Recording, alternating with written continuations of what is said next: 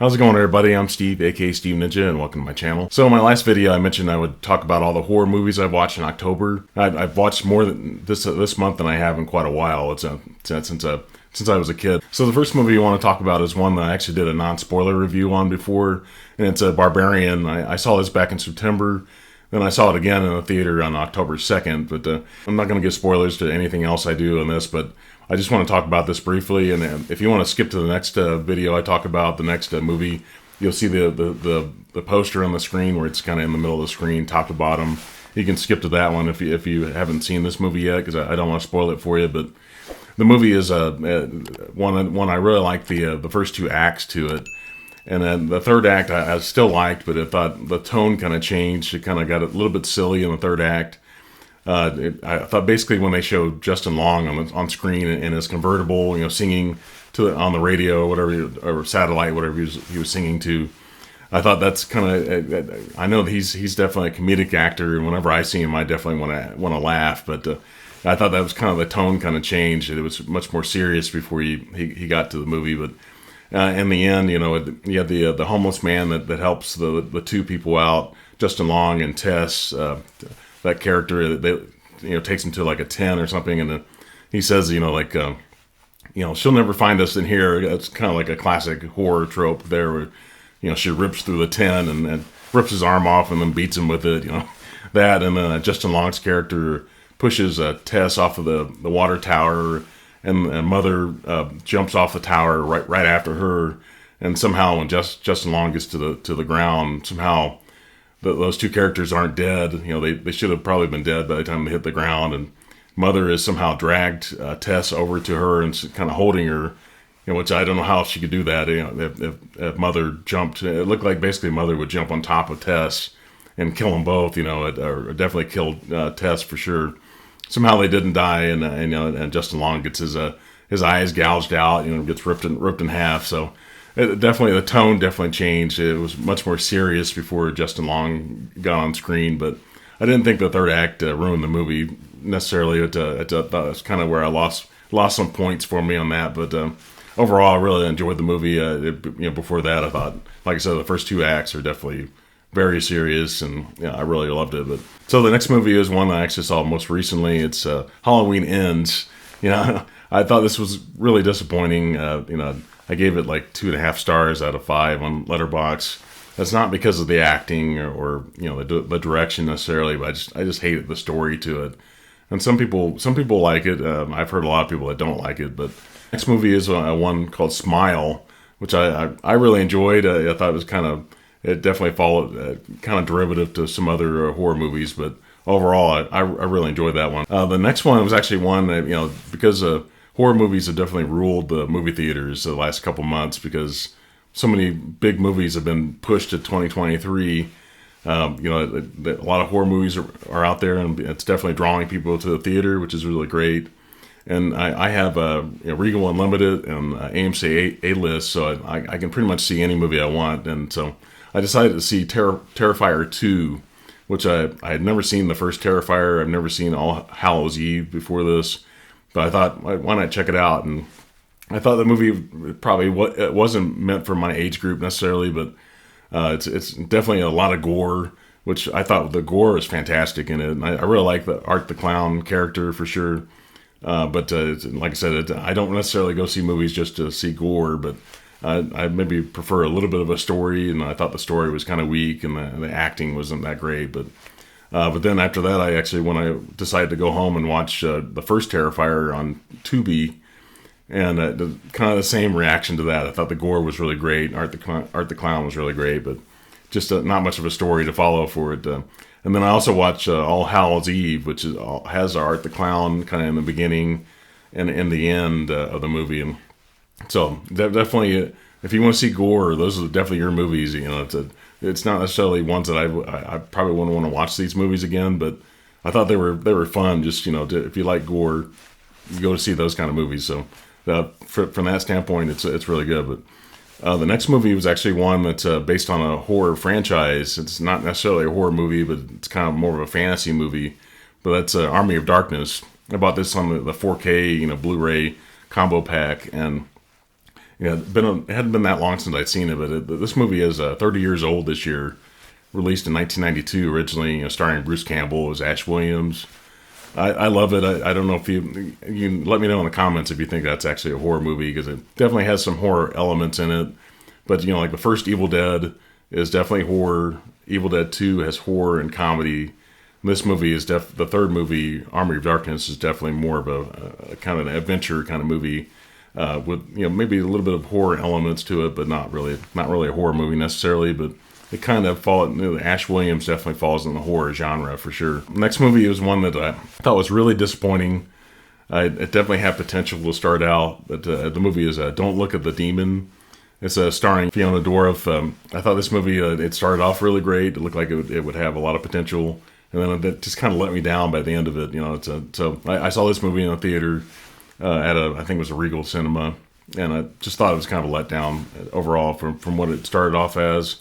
And what it ended up, it wasn't as good as I was hoping. But so the next movie was actually one that I had decided to upgrade the DVD that I had to it.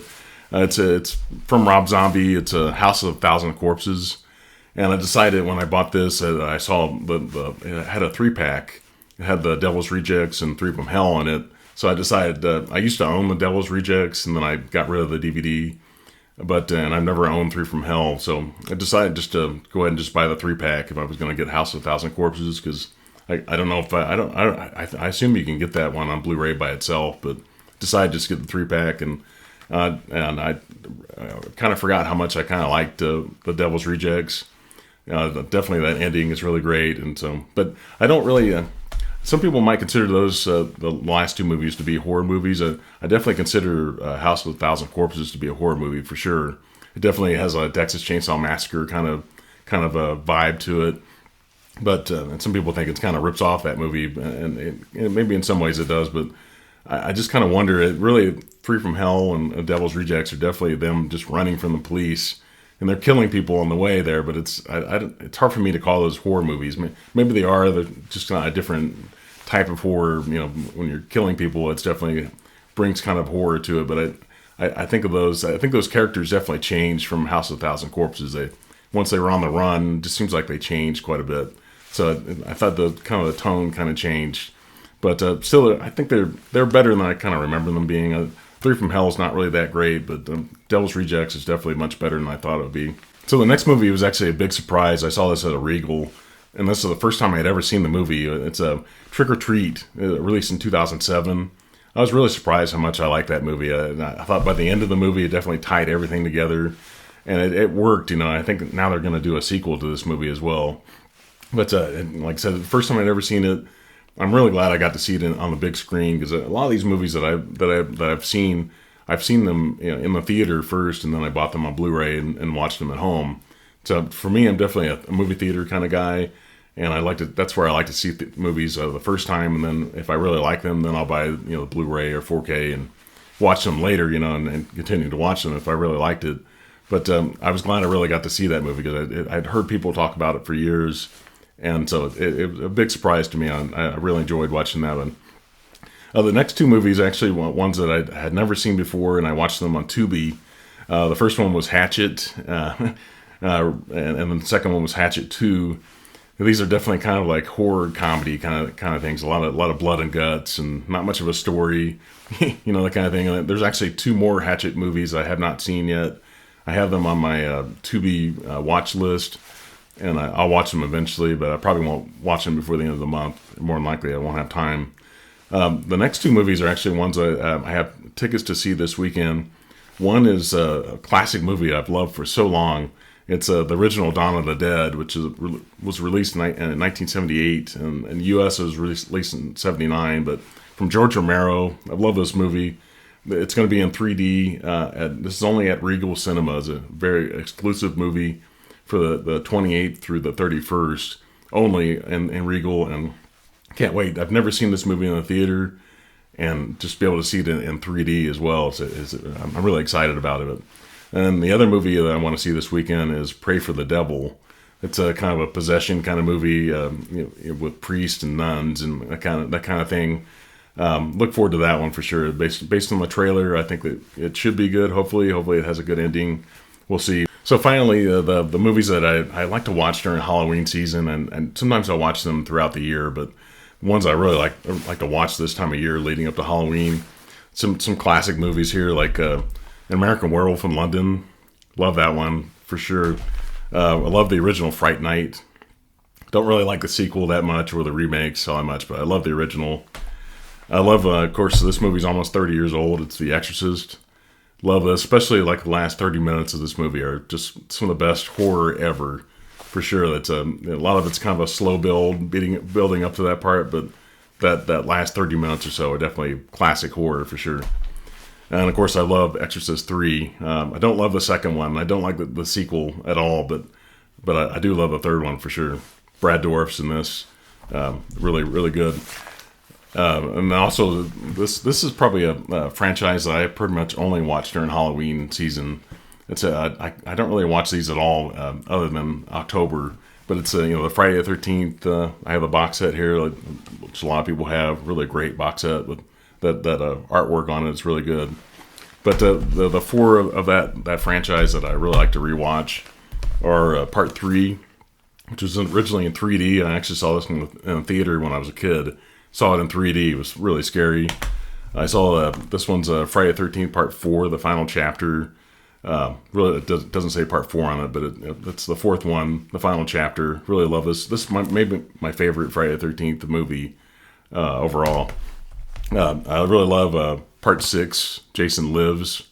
Love that one. And then the last one is Part 7. Part 7, The New Blood. Really love that one. So before I go, I forgot to mention I watched the Halloween 1978 original. We got together with some friends on a Saturday night, and we watched that one.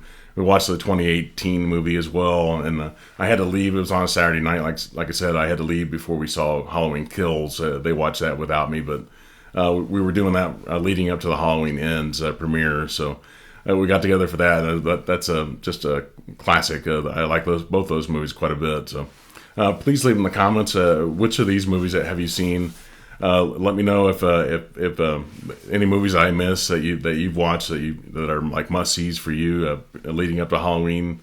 There's quite a few that I didn't mention that I still really like. Also, there's a YouTube channel called Tim Talks Talkies where he's asked people to put together like their top 25 horror movies.